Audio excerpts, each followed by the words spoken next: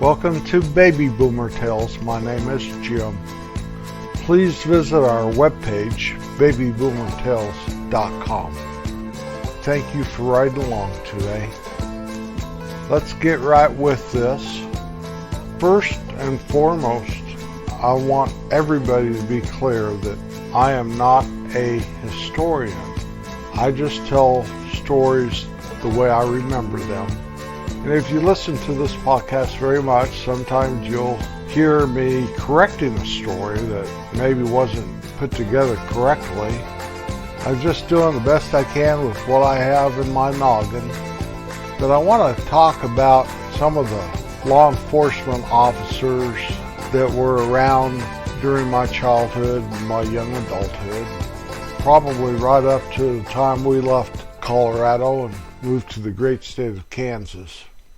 The very first one I have to talk about, and I really don't remember him being the sheriff of the county because I was so young, but my parents knew him, and between Old Doc and Sheriff Chauncey, they're the two most famous figures that county ever produced, in my opinion. And Doc and Chauncey were buddies. They were friends. So Sheriff Chauncey, in 1948, he was actually undersheriff at that time, in 48. That's 2 years before I was born, so this is just a story that I know of about this guy. It had just snowed overnight, and in the early morning, the undersheriff noticed footprints going towards the front door of the bank. He stopped and he looked, and he could tell that the front door had been forced open. So he ran around to the back door of the bank building, and he waited. And eventually these two guys came out carrying a bunch of cash with them.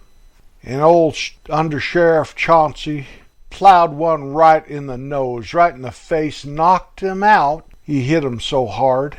And the other guy took off. Well, Undersheriff Chauncey shot at him 3 times and missed him. It's hard to hit a moving figure with a handgun, guaranteed. So he grabbed the other guy, threw him in the police car, and took him to the jail, which was about maybe, 17 miles away.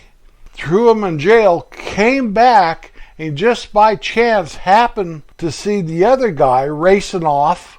And so in pursuit, he shot at him 3 more times, and he ran out of bullets at that time, a 6-shooter. And so in the chase that followed, Chauncey rammed his car into the bank robber's car and forced him into a ditch. So he gathered him up and took him to the jail. That was one story. 1948. Sounds like in the 30s to me. Bonnie and Clyde, all that stuff. In April of 1953, the then Sheriff Chauncey came upon a car that was stuck in a ditch. And he pulled over, and he immediately recognized the 2 guys that were standing by the car as 2 hitchhikers that he had seen previously that day. Well, he got out and started questioning them, and they said that the owners of the car had walked off to try to get help, but he noticed that the plates were expired, and so he went to call in the radio to see about all this stuff. And these 2 guys pulled out some revolvers and held old Sheriff Chauncey there. Chauncey said to them right to their face, "You might as well shoot me dead, because I'm not going to give up." Well, they threw him in the back of the police car and took off with Sheriff Chauncey as a hostage. They said, "Are you armed?" And Chauncey said, "No, I'm not armed."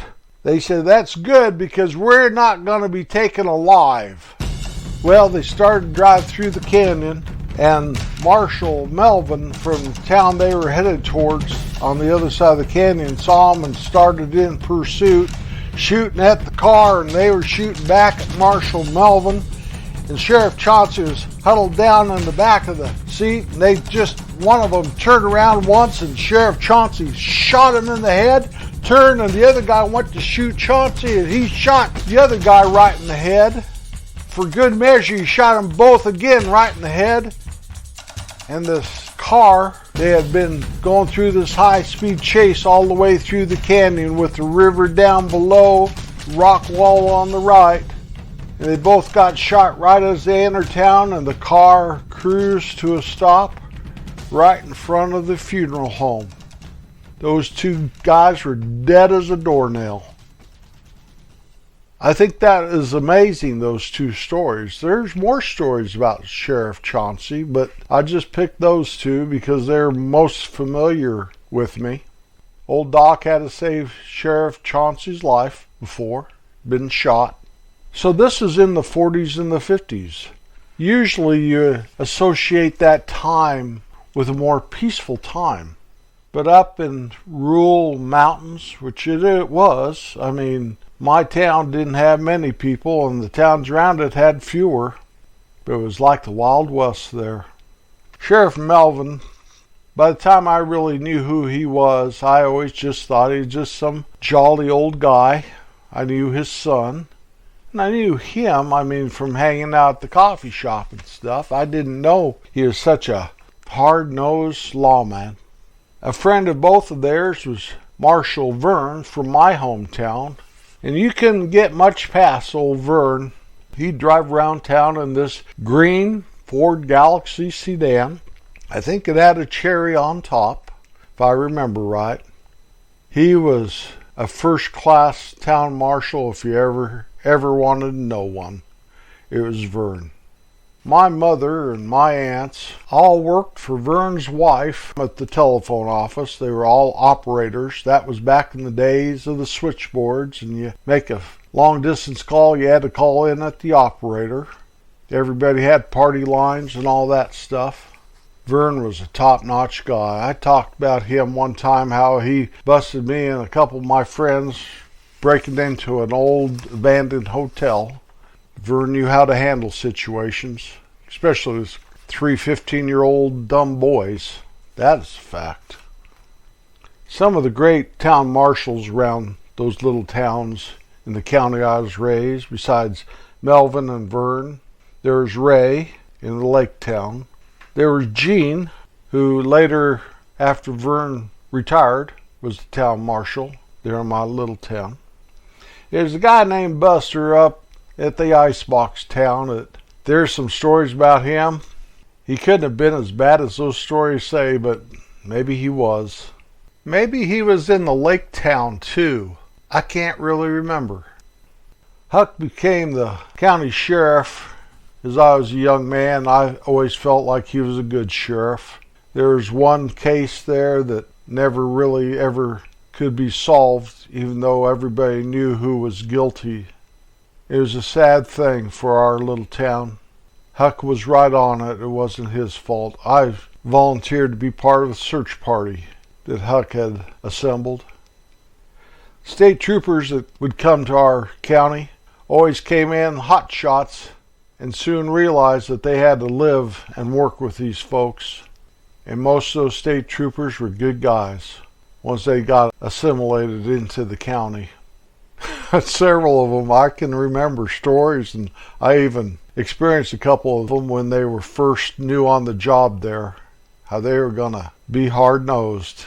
And the love of the people and the goodness of those folks up in the county changed all that for them. That's guaranteed. But they would still give you a ticket. Thank you, all you fellers, for putting your lives on the line for us. I really appreciate it. I need to speak real fast about my grandma. This is my mother's mom. And of my 4 grandparents, she's the one I hate to say loved most, but I was closest to. And yeah, I think I loved her the most. Her kin came from Illinois. I've not been able to trace them any further back than Illinois, where my father's family, I traced clear back to Germany in the 1600s. I got into the 1700s in Illinois. I didn't even know Illinois existed in the 1700s. I need to do that this winter when I have more time on my hands. Try to go back a little further with Grandma's family. Her and my grandpa came to my little hometown from a town 90 miles to the west of us, where her family had finally settled before she was born. She was the youngest of 7 kids, and quite a bit younger than some of her siblings.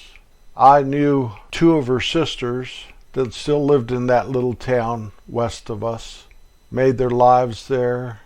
Their families were very prominent out there. In fact, they homesteaded part of that country. Well, my grandma and grandpa had 8 kids, but they lost 2, one at childbirth and one when he was very, very young. I spoke about that before on an episode I was talking about my mother. Their youngest kid was my Aunt Connie, who I speak about all the time. All my cousins probably would tell you the same thing that I tell you here, that Grandma was their very favorite grandparent. She had a heart for her grandchildren bigger than the size of Texas. She loved her kiddies. That's what she called us. She made time for us. Her kitchen is my favorite kitchen of any kitchen I've ever been at in my whole life. Watching her make those cinnamon rolls. She worked all the time around. You know, she was old school.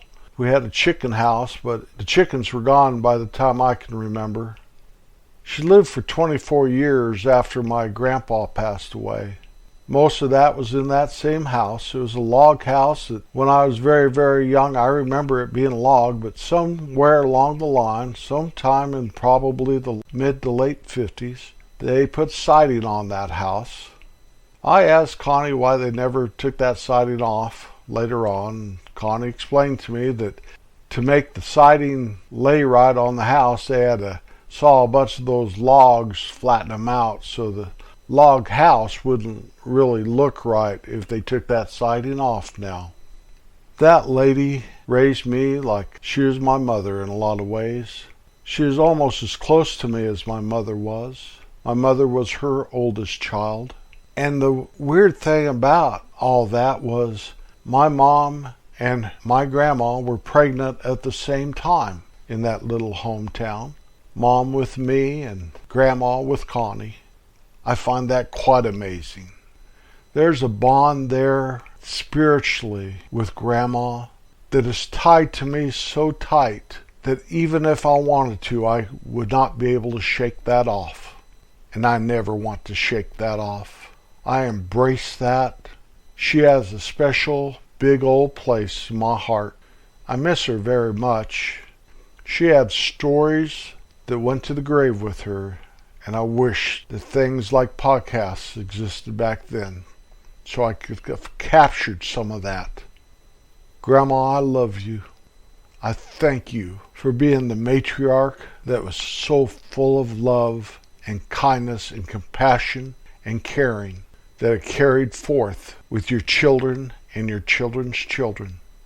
You will always be missed, Grandma. All I ask is that you share this podcast and smile to all those you come in contact with. Be kind to everyone. I'll be back next Wednesday. Peace out. A grandfather is someone you can look up to no matter how tall you grow. A grandmother is a little bit parent, a little bit teacher, and a little bit best friend. The best dads get promoted to grandpa. A grandfather is someone with silver in his hair and gold in his heart. Grandmas are moms with lots of frosting. I used to think I was too old to fall in love again. Then I became a grandparent. I don't spoil my grandkids. I'm just very accommodating.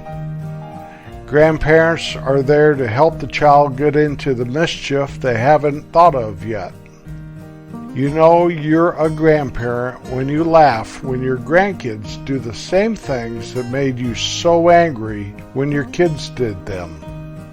If I had known grandkids were so much fun, I would have had them first.